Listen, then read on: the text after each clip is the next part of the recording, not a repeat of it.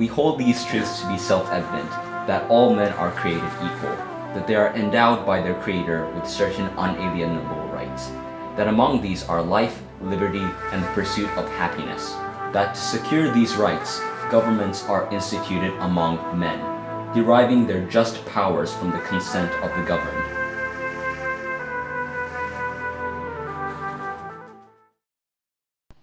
In 1800, founding father Thomas Jefferson decided to enter the race for president for the Democratic Republican Party.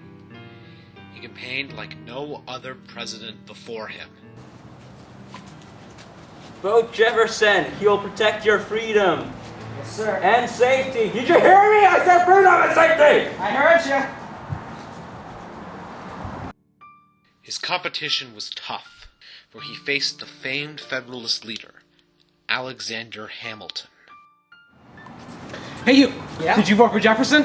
Not yet. Well, you better vote for Hamilton, because if you vote for Jefferson, the economy will be destroyed. Hamilton's plan to return the national bank to its former glory will save the economy. Do you hear me? Yes. You understand me? Okay.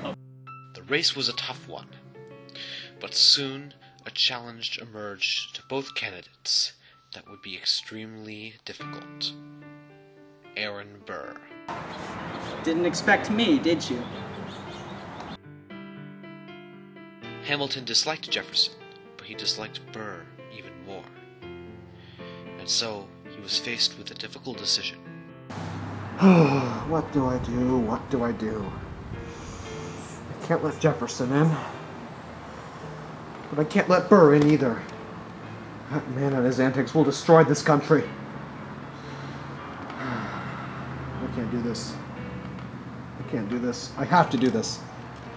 Hamilton, you have to do this. They have to vote Jefferson. And so Hamilton began his unlikely campaign for Jefferson's presidency.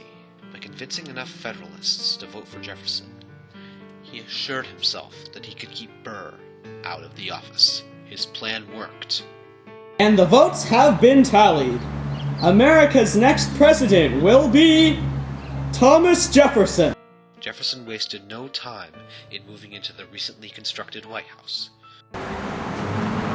Well, the White House, I guess. What do you think, honey? It looks great, Tommy! Let's move in! Yeah! One of Jefferson's first actions was to have his Secretary of State, James Madison, halt the appointment of Adams' last-minute judges. One of the judges decided to take his grievance to the court. Supreme Court will come to order.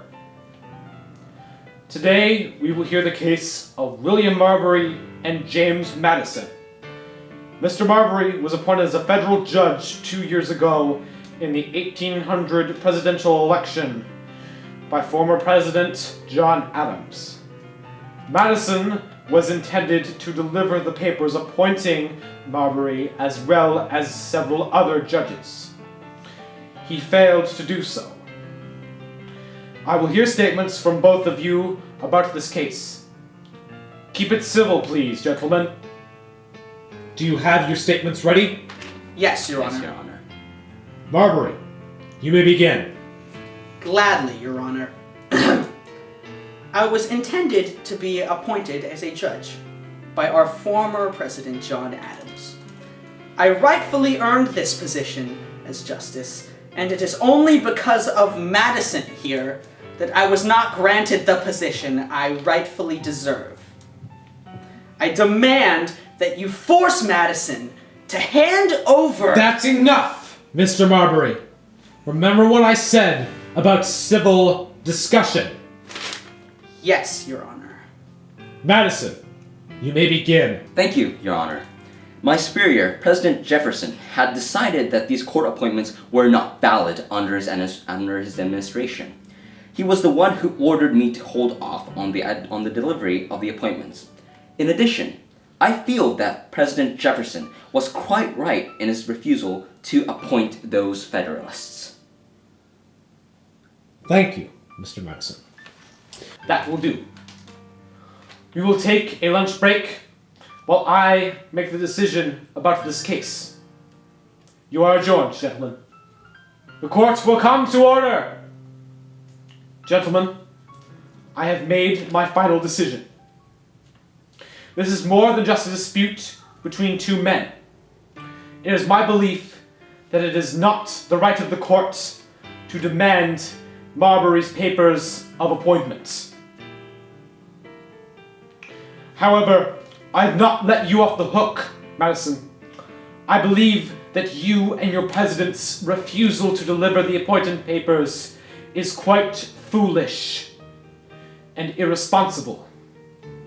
Keep in mind, I will be watching your administration with great interest. Jefferson was very soon faced with an offer that he could not refuse. Hello, Monsieur Presidency. Hello, Monsieur Napoleon. Anyway, I will forget your bosh introduction. I would like to discuss a matter with you about this land out to the west. It looks very nice. Are you sure? Yeah. I'd like to make you a huge offer, Mr. President. I refuse your offer. You have not even heard it. You see, the lands west of the Mississippi River have been mine for a little while. But my plans for them have gone, as you say, south. I cannot set up a government. I thought that maybe you could, and add them to your young nation. How does 15 million sound to you? Sounds a bit high. Well, it is a big plot of land. If you purchase it, it will double the size of your nation.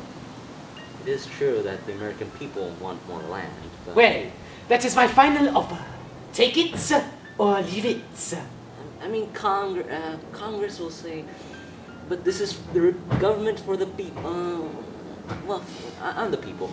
Yeah, I accept your offer. Thank you, Mr. President. It will be turned over to you at once.